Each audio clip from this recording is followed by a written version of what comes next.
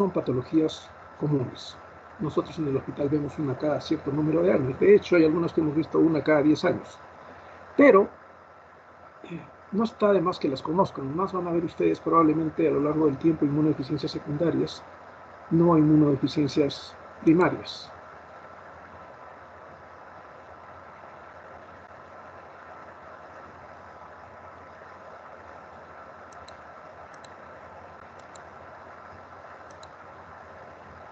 Dale la siguiente, Luciano, por favor. Ok, la idea es que conozcan algunas generalidades sobre inmunodeficiencias y básicamente cómo hacer el plan de trabajo. Que van a ver que para la mayoría es relativamente sencillo. Siguiente, Luciano. Ustedes recuerdan lo relacionado con la respuesta inmunitaria innata y adaptativa.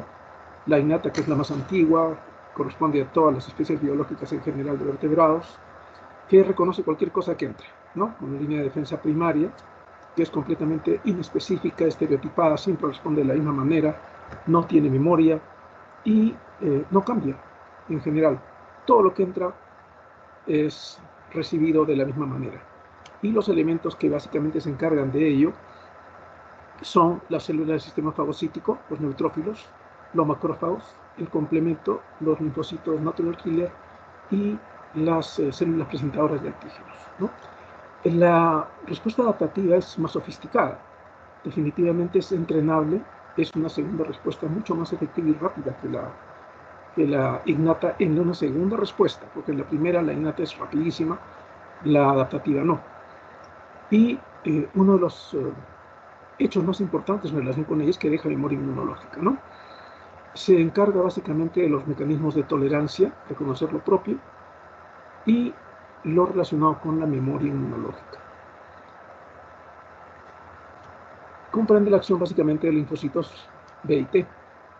Las inmunodeficiencias primarias son enfermedades poco frecuentes, muchas hereditarias, la gran mayoría tienen un componente genético y alteran la inmunidad. Y esto de la inmunidad tiene varios brazos.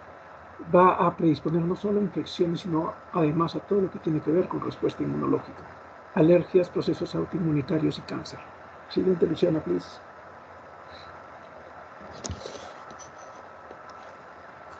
Consiste en un grupo de enfermedades raras. Al 2014 había descritas 180.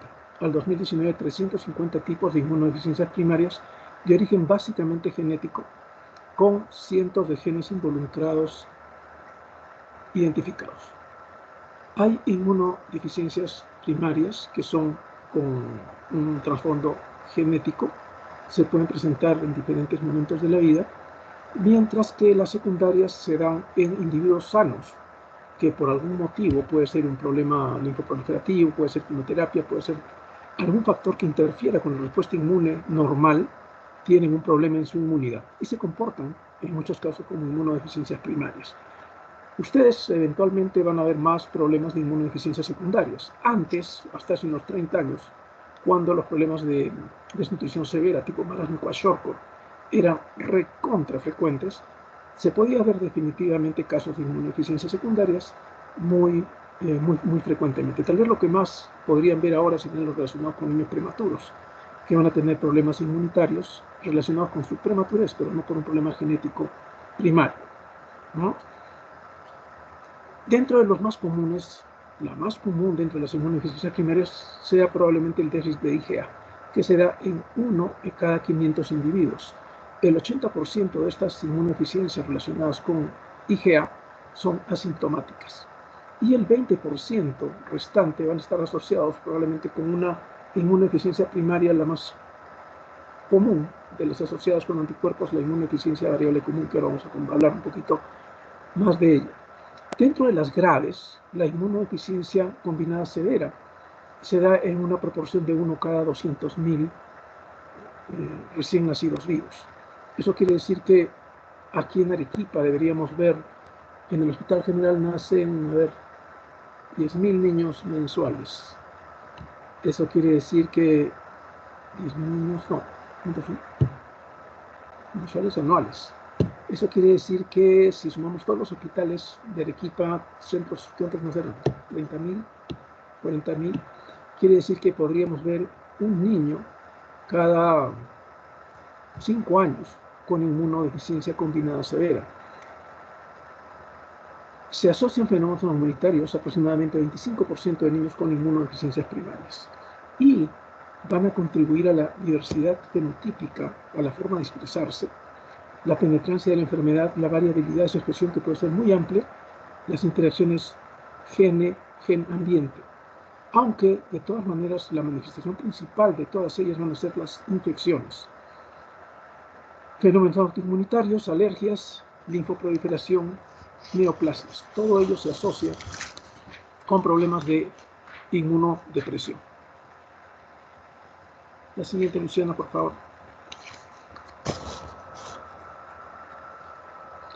El 60% de inmunodeficiencias primarias en pediatría se presentan antes de los 5 años. El 70% en menores de 20 años. Tengo aquí un trabajo original breve que se llama Recuento Poblacional Linfocitario como primera aproximación al diagnóstico de inmunodeficiencias primarias. Esto está publicado en la revista peruana de Medicina Experimental y Salud Pública. Está hecho en el Instituto Nacional de Salud del Niño. Y aquí tiene una casuística de 173 pacientes confirmados, pero en el cuadro en el cual describen las características de ellos, el 32% se manifiestan entre las edades de 2 y 4 años, y el 24% entre las edades de 5 a 9 años. Esto quiere decir que de este grupo de niños, que fue hasta el año 2019, es una revista del año 2019, de su población de 261 niños con sospecha de inmunodeficiencias primarias incluidos en el estudio, el 56.3% tenían menos de 10 años. Y la mayoría, el 32%, entre 2 y 4 años. El 60 a 80% se da en varones, porque la transmisión está a menudo ligada a X dentro de las más frecuentes. Va a haber mayor frecuencia en poblaciones con altos gramos de consanguinidad cuando se casan entre parientes. Y uno de los problemas indudable que tenemos es el diagnóstico tardío según tecnología, porque no contamos prácticamente con nada. Ahorita en el Instituto Nacional de Salud del Niño ya están haciendo estudios genéticos, están ellos dentro de su instituto, y muchos de los estudios que ellos hacen los mandan al extranjero. Nosotros acá no podemos contar ni siquiera con el dosaje de inmunoglobulinas, que van a ver lo importante que es en el transcurso de lo que vamos a conversar. En un estudio sobre inmunodeficiencia variable común, que se llama común, porque es la más común de las inmunodeficiencias relacionadas básicamente con deficiencia de anticuerpos, el diagnóstico se hizo 10 años después de los primeros síntomas. En el Instituto de Salud del Niño, en el Perú, la media para el diagnóstico es de 12 meses. No porque no se sospeche, sino porque antes tenían que mandar las muestras, hasta el año pasado, básicamente, más o menos por ahí, tenían que mandar las muestras al extranjero. Y eso demoraba ese tiempo, demoraba meses. La sospecha se había hecho mucho antes, ¿no? En general, la media entre la primera visita y el diagnóstico es de 9 meses a casi 5 años, dependiendo del grado de sospecha y la tecnología con la que cuenten. Eso puede reducirse, indudablemente, ¿no? Y hay lugares en los cuales, o patologías en las cuales, ese diagnóstico tiene que hacerse muy rápidamente, porque el remedio solo funciona cuando se aplica muy rápidamente, como por ejemplo en la inmunodeficiencia combinada severa, donde se tiene que hacer un trasplante de médula ósea en los primeros 3 meses. La siguiente, Luciana.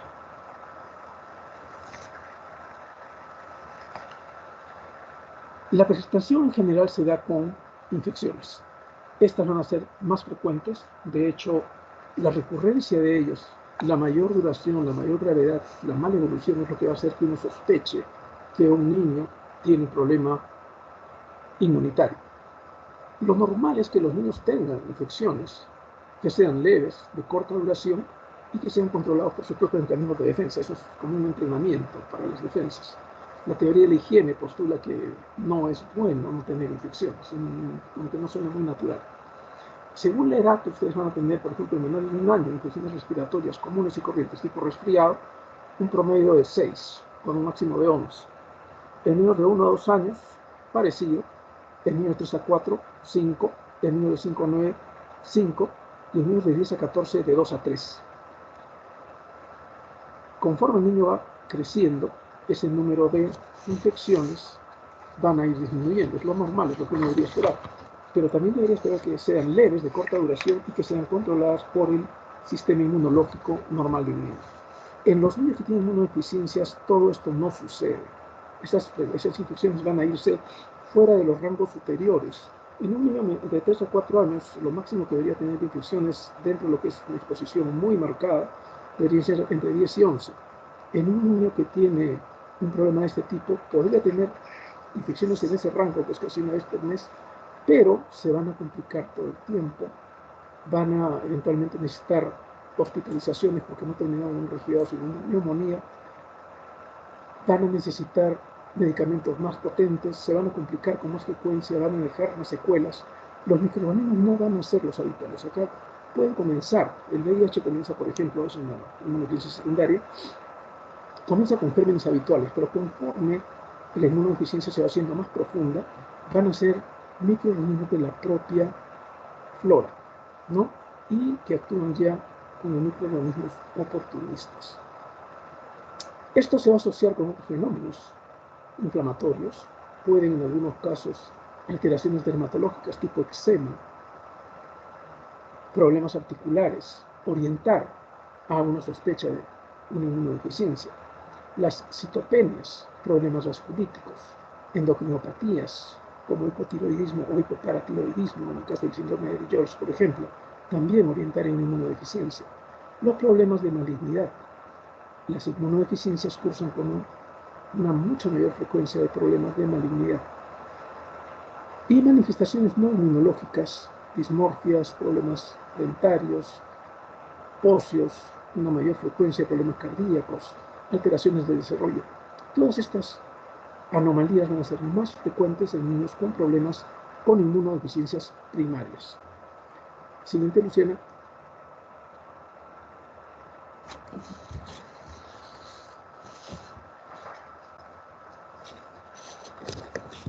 Este es un cuadro de la Fundación Jeffrey Moell, que es una fundación que básicamente se preocupa de ver todo lo relacionado con inmunodeficiencias a nivel mundial. Y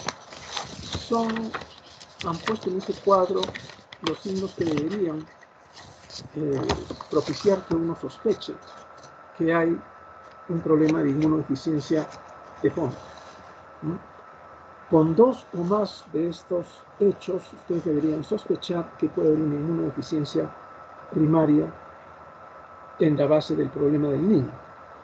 4 o más otitis medias al año, 2 o más sinusitis graves al año, 2 o más meses con antibióticos con poco efecto en una infección X, por la mayoría de veces respiratorio o gastrointestinal, 2 o más neumonías en un año, fallo de medro, infecciones recurrentes de partes blandas o abscesos de órganos, candidiasis oral o cutánea persistente después del año de edad, necesidad de antibióticos intravenosos para curar las infecciones, 2 o más infecciones de tejidos profundos o una historia familiar de inmunodeficiencia. Cuando ustedes revisan casos clínicos de pacientes que tienen inmunodeficiencias primarias, y eso lo pueden ver en cualquier paper de internet, van a ver que en los casos que se diagnostican más fácilmente, esto realmente es una cosa que le llamaría la atención pues hasta a personas que no tienen nada que ver con medicina, ¿no? Es mucho más difícil establecer la sospecha en un paciente que es asmático, por ejemplo, y que hace 2 o 3 neumonías por año, que puede tener un problema también de inmunodeficiencia primaria. Tiene fenómenos alérgicos y tiene fenómenos infecciosos.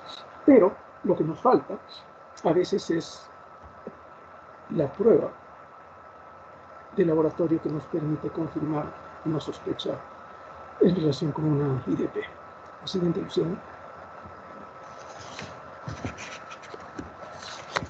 En el enfoque del estudio de inmunodeficiencias primarias, uno va a estudiar indudablemente la inmunidad innata, la adaptativa, las células de funciones de las células fagocíticas, de las células natural killer, complementos, células T y células que producen anticuerpos.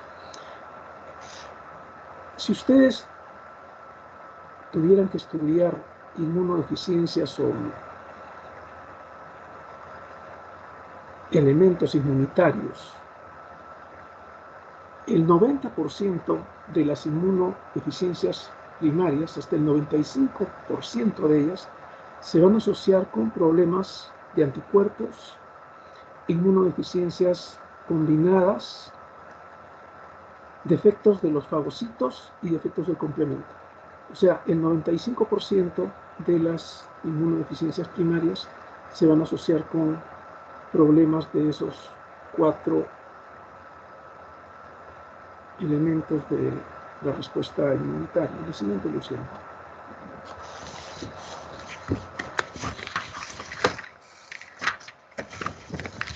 Las deficiencias humorales son las más frecuentes, definitivamente.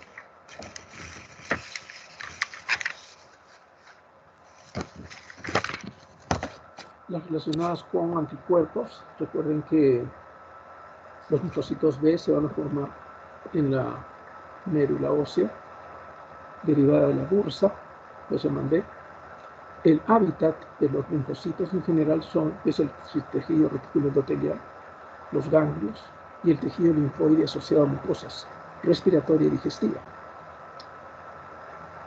Los linfocitos B en un principio producen inmunoglobulina M y luego cambian a isotipos, a los otros isotipos, G, A, E.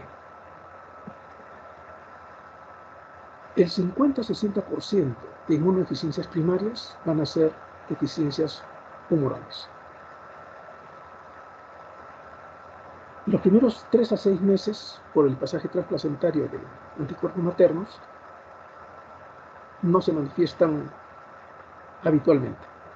Una vez que estos anticuerpos van disminuyendo, lo cual puede demorar hasta los 18 meses, ya se comienzan a manifestar los problemas infecciosos como procesos recurrentes.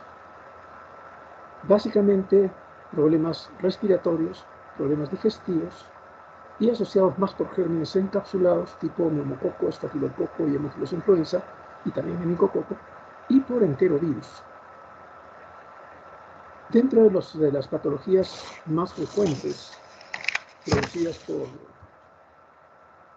defectos de anticuerpos, el más conocido dentro de ellos es la gamma-globulinemia ligada X, la gamma-globulinemia de Bruton, en los cuales se van a encontrar niveles de IgG muy bajos y disminución o ausencia de las otras inmunoglobulinas. Va a haber casi desaparición de linfocitos B. Pueden llegar a niveles menores del 0.1% de linfocitos circulantes. Cuando, en general, menores del 1%, pero pueden llegar a ser menores prácticamente inexistentes. Y se produce por mutaciones en el gen de la tirosina quinasa. No va a haber maduración de las células pre-B a las células B en la médula ósea. Y el diagnóstico se hace con una electroforesis de inmunoglobulinas. No es algo que sea difícil. Aquí en Arequipa cuesta 300 soles mandarlo a hacer en un laboratorio, estaba en 600 antes. Y eso es lo que a veces dificulta el dosaje de inmunoglobulinas, que tiene que hacerse en general de las cuatro subclases, ¿no? IgG1, IgG2, IgG3 y IgG4. El tratamiento, una vez hecho el diagnóstico, es básicamente con inclusión de inmunoglobulinas endovenosos mensuales, y con eso se puede controlar en gran parte los problemas relacionados con la deficiencia de estas inmunoglobulinas. Lo que ha cambiado bastante el diagnóstico también en cuanto a facilidad es la citometría de flujo. ¿Hay citómetro de flujo en el hospital? Sí hay. Y eso permite clasificar bastante bien los tipos de células, incluyendo las células B. Así que es lo que más se usa ahora para hacer, se puede usar para el diagnóstico de esto. Lo que pasa es que se necesitan los anticuerpos monoclonales para buscar todos esos, lo que están ustedes queriendo diagnosticar. Y no, con eso no se cuenta, básicamente, ¿no? Otro problema con la inmunodeficiencia selectiva de IgA, que la mayor parte de veces es asintomática, la inmunodeficiencia variable común, que se comporta muy parecido a la gamaglobulinemia, y algunos déficits de subclases específicos, el síndrome de hiper-IgM, en el cual básicamente lo que hay es una imposibilidad de cambiar de isotipo de IgM a los otros tipos de inmunoglobulinas, porque va a haber mutaciones en el gen que codifica el ligando del CD40, que es una glicoproteína de superficie de los linfocitos T y que es esencial para el cambio de isotipo. Eso en este problema no existe y por eso hay básicamente solamente IgM, por lo que no va a haber una buena función inmunológica. El síndrome de hiper-IgE, voy a presentar un caso, es bastante raro. La siguiente ilusión.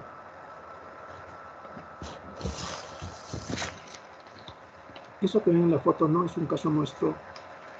En Arequipa solamente tenemos un niño, al menos en el Honorio, diagnosticado con síndrome de hiper-IgE. El diagnóstico lo hizo una residente de pediatría que ahora es asistente de medicina intensiva del Honorio Delgado. Una doctora que acaba de terminar su residencia en medicina intensiva. ¿Cómo se llama? Lisette, la doctora Lisette Cabanillas.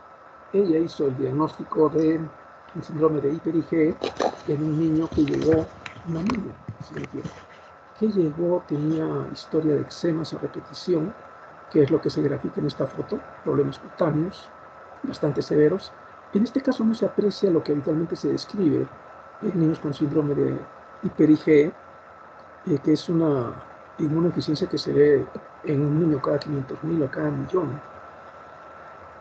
Para que vean que en Arequipa, a pesar del número de nacimientos, supuestamente deberíamos ver un niño de estos cada 10 a 20 años. De repente ya pasaron los 10 a 20 años, porque ese niño lo diagnosticaron hace más o menos 2 o 3, da sus controles al hospital y a veces ingresa por neumonías. Lo característico es que se ven niveles de inmunoglobulina E mayores de 2.000 unidades por mililitro, lo cual permite el diagnóstico. Hay un puntaje, el puntaje de Greenbach, con una serie de acápites que permiten catalogarlo como sospechoso, probable, confirmado. Y básicamente lo que van a presentar estos niños es un eczema crónico, abscesos e infecciones recurrentes, básicamente por Staphylococcus aureus. Y cuando hacen neumonías tienen una gran propensión a hacer este tipo de lesiones neumatoceles, que cuando se rompen pueden llegar a producir un neumotórax. Entonces, eso orienta a pensar en un síndrome de hiper-IgE. Tiene también anomalías craniofaciales, dentales, musculoesqueléticas, neurológicas, vasculares. Y se puede ver frente prominente, ojos hundidos, puente nasal ancho. La niña que nosotros teníamos tenía esas características. En este niño no se aprecian mucho. El tratamiento, básicamente, cuando se diagnostica, pues es con cuidado, el tratamiento antibiótico, los cuidados de la piel, no se le pone vacuna de BCG, medidas dietéticas, vitamina D, calcio, pero es un problema que no tiene cura. Así que, al menos la niña que nosotros vemos, probablemente la vamos a ver periódicamente por, básicamente, infecciones tipo neumonía, que es lo que más le llevan a, o también abscesos cutáneos, las dos cosas, ¿no? La siguiente ilusión. Perdón, un poquito ahí. Retrocede, por favor. El niño que ven ahí, en la parte de abajo, es un niño que tiene un problema de displasia ectodérmica. La displasia ectodérmica es una enfermedad de base genética en la cual básicamente hay hipotricosis, son niños que no tienen cabello, no tienen pestañas, no tienen cejas o tienen muy pocas. Hipohidrosis, tienen muy poca glándula sudorípara. y tienen hipodoncia, no tienen dientes. Entonces, el problema básico que tienen ellos, aparte del fenotipo, es que cuando hacen fiebre, como no tienen glándulas sudoríparas, pueden hacer temperaturas muy altas, 40, 41, 42. Y es uno de los pocos grupos de niños, junto con aquellos que hacen golpe de calor, y los cuales el tratamiento es ponerles hielo, porque no hay otra forma, los medicamentos antipiréticos no funcionan. Vemos de estos niños uno cada 2 años, más o menos. En las formas más severas se acompañan de problemas de inmunodeficiencias. Uno de los que tuvimos, el primero que tuvimos fue un niño muy parecido al que figura aquí en la foto, que no tenía alteraciones de la línea media, como este labio leporino, con paladar hendido. Y tenía así el fenotipo del niño con la displasia ectodérmica, hacía temperaturas muy altas, hacía procesos infecciosos a repetición, pero tenía además una cardiopatía acompañante y falleció por la cardiopatía que no tenía relación con el problema de la displasia ectodérmica. Pero es patología rara. Como les digo, veremos uno cada 2 años. El siguiente, Luciano.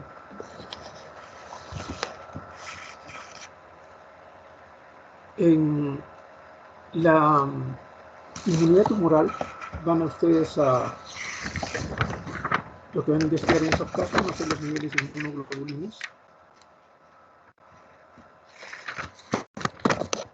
Pueden también buscar títulos de anticuerpos, con la respuesta a vacunas, la respuesta a la vacuna proteica del tétanos o a la vacuna de antígeno polisacárido de neumococo.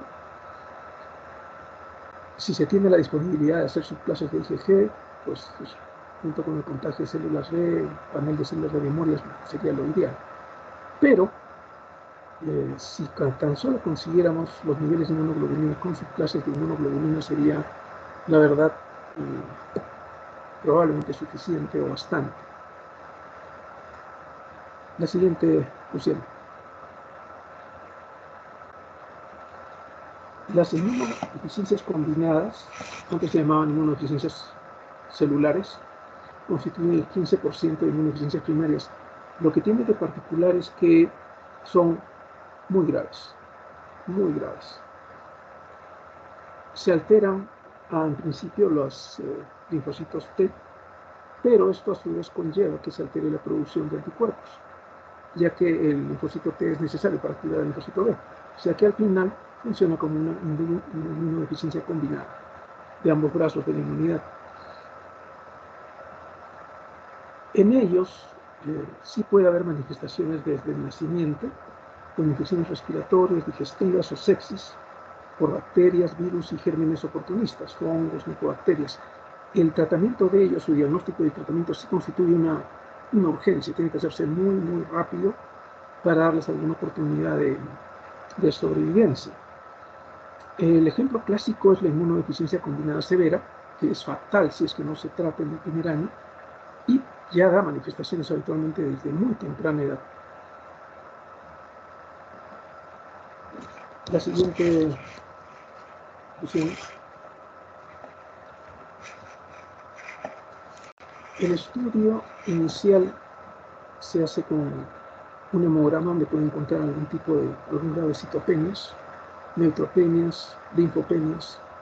Siempre hay que descartar un síndrome de inmunodeficiencia, la infección por VIH, y ver en una radiografía de tórax la sombra tímica, que puede no estar presente. Lo ideal sería estudiar tanto los niveles de células T como los niveles de células B, pruebas funcionales como proliferación con mitógenos y función de células T. Esta es la foto de un niño que tenía una inmunodeficiencia combinada y tenía lesiones cutáneas, neumonías a repetición, problemas digestivos que le impedían alimentarse adecuadamente, que está con una sonda nasogástrica y estaba con nutrición parenteral total. Y este niño falleció por una infección por Malassezia flujo, que es un hongo que causa la pitiriasis versicolor y se cura con sulfuro de selenio, con un champú. Pero en este niño, esa Malassezia que estaba en el frasco de infusión de lípidos, y que ese es su alimento, los lípidos, en gran medida, fue suficiente para matar a este niño porque no tenía pues lo más mínimo de defensas frente a este ni siquiera frente a este bicho, ¿no? El siguiente. En países donde se cuenta con ello, se hace el tamizaje neonatal de TREX, T-cell receptor excision circles. Son piezas de ADN de origen químico, que son subproductos del rearraigo genético durante la diferenciación del timo en linfocitos T. Son partes sobrantes del ADN que usan los linfocitos T, y eso tiene que tener un mínimo. Cuando se encuentran menos de un máximo, mejor dicho, son muy abundantes. Cuando se encuentran menos de 25 de estos TREX, que se buscan en linfocitos de sangre periférica con tarjetas de Guthrie, se hace el dosaje parecido a como se hace el dosaje de hipotiroidismo con papel filtrante. Cuesta $8 cada prueba, al menos en Argentina cuesta $8.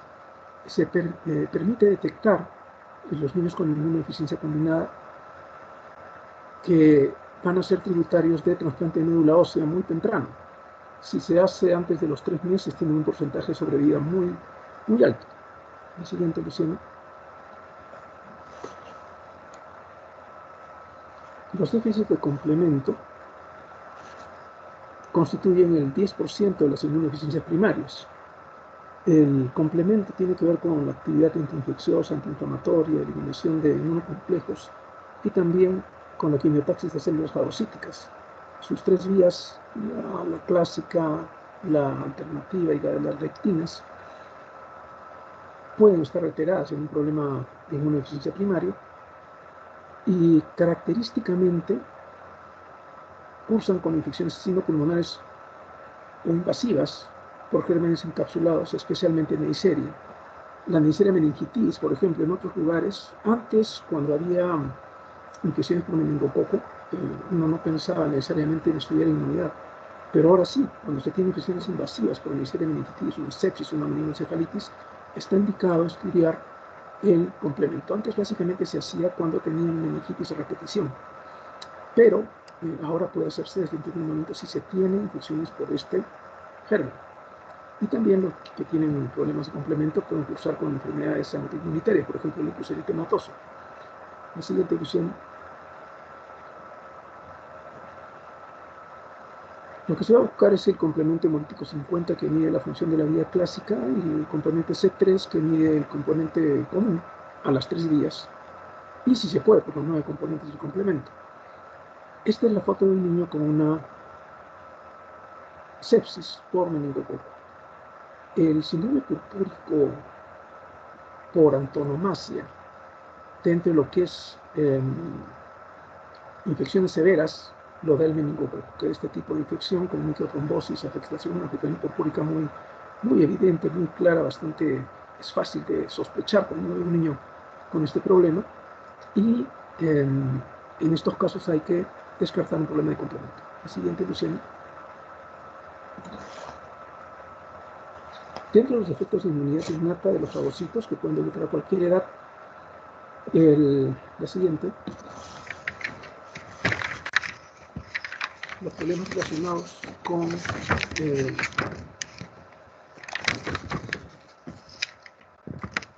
la enfermedad granulomatosa crónica, que tal vez sea la representante más conocida dentro de lo que son alteraciones del fagocito. Puede haber problemas de neutropenia congénita, que ya son problemas que van a haber dentro de las inmunodeficiencias primarias. Puede haber defectos en moléculas de adhesión, lo cual es que sospecharla por un cordón umbilical no se cae después de 25 o 30 días. O la enfermedad granulomatosa crónica, característica básicamente por enfermedades infecciosas que causan abscesos o granulomas. Eso hemos visto un par de niños a lo largo de los últimos 20 años, es poco común. Pero ahí lo que falla es el estadio respiratorio, la generación de radicales de oxígeno dentro de los fagolisosomas, ¿no? Eso es lo que falla y que no permite que las infecciones se curen. La siguiente, Luciano.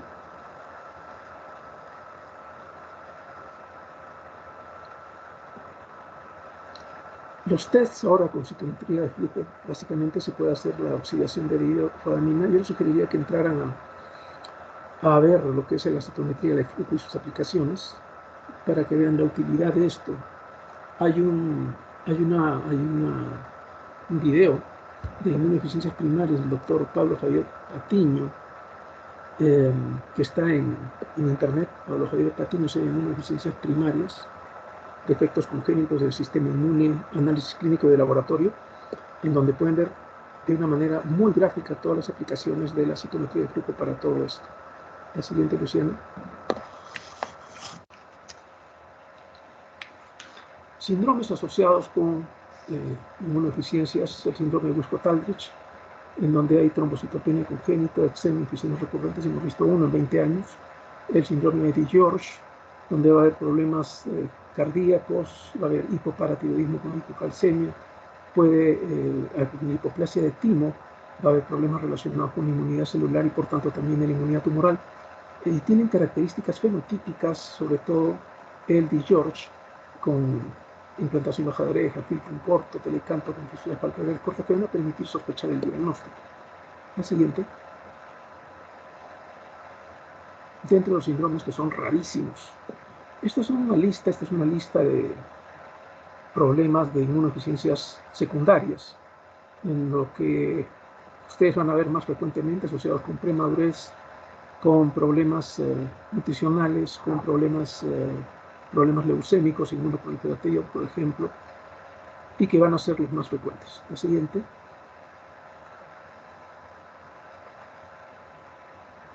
Algunos casos de inmunodeficiencia secundaria, un niño con hepatoblastoma, el sistema reticuloendotelio no funciona, y aquí los gérmenes de intestino van a entrar y el 95% de estos niños mueren por sepsis por gram negativos a partir del intestino porque no funcionan bien ni hígado ni vaso. Las inmunodeficiencias tipo Kwashiorkor, desnutrición de tercer grado con inmunodeficiencia celular alterada, los niños con VIH, que al final funcionan como una inmunodeficiencia combinada. La siguiente, Luciana. El diagnóstico, la historia clínica, algunos datos de edad de debut, antecedentes familiares, personales, el patrón clínico predominante, si es de infecciones, de autoinmunidad, fiebre recurrente, y el examen físico minucioso, comenzando por rasgos faciales, cosas asociadas, ¿no? La siguiente, Luciana. Disculpen que corra, se me hizo tarde. El plan de trabajo, lo que figura acá, citopenias en el hemograma, inmunoglobulinas subclases, clústeres de diferenciación de los linfocitos, totales, helpers citotóxicos, los linfocitos B, la relación CD4-CD8, que normalmente es 1.5-2.1, pruebas cutáneas, intradermo reacciones, dosaje de complementos, el test de hidrorodamina por citometría de flujo, tratar de determinar los gérmenes causales para dar el mejor tratamiento y descartar inmunodeficiencias secundarias que empeoren el asunto. La siguiente.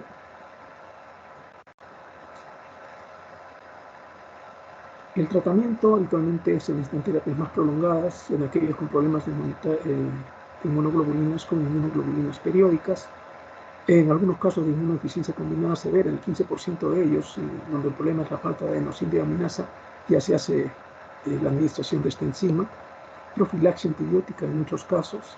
El trasplante de médula ósea, que es lo curativo, en muchos de estos problemas, realizado entre dentro del primer año de vida, de ser posible, entre los 5 primeros, en el peor de los casos. Terapia génica muy prometedora con el CRISP. La siguiente, Luciana. En el Perú al 2018 tenían identificados 177 casos. En primer lugar, el 37% de déficit de anticuerpos. En segundo lugar, los asociados a síndromes. Y tercero, los efectos fagocitarios. La siguiente, Luciana. Déficit de anticuerpos 15 en el Perú, inmunodeficiencia leve común 9, con síndromes 39, Wiskott-Aldrich 13, George 9, ataxia telangiectasia 11, inmunodeficiencia común severa 8. El resto pueden verlos aquí. La siguiente. ¿Qué hicieron con esos niños? 9 casos de inmunodeficiencias primarias tratados con trasplante de médula ósea, en el Salud 7, en el Instituto de Salud del Niño 2, 4 se fueron a Estados Unidos, 4 en el Rebarriati y 1 en el Instituto de Salud del Niño. 2 fallecieron, el primero de Perú y 1 en Estados Unidos con neutropenia congénita, los otros 7 siguen vivos. La siguiente, Luciana. Esta es una casuística de España, solamente con fines comparativos para que vean la diferencia en proporciones. La siguiente.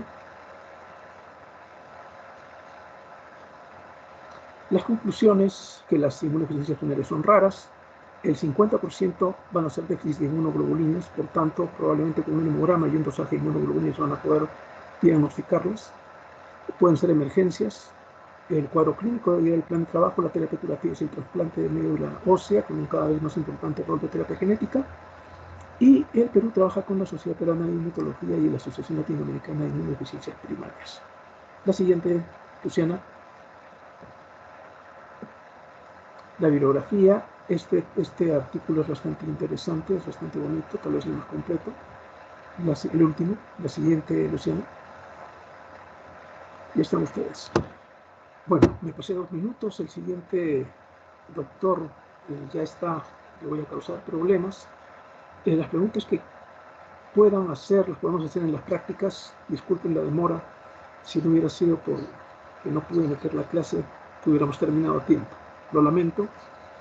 Espero haberles dado una idea global de lo que es esto. Felizmente son cosas raras, pero como ya han visto por los casos que hemos tenido de que se pueden presentar, así que tenganlos presentes. Que tengan una buena tarde. Espero que conversemos en otro momento. Gracias, Luciana.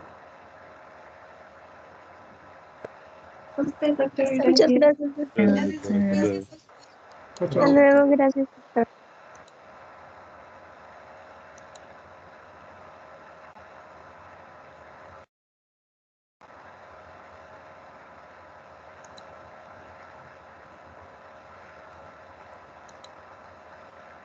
Hola chicos, 5 minutos de descanso para que tomen agua, para que vayan al baño y empezamos. ¿Listo? Ok, Sí, doctor. Ya, ok. 5 minutos entonces.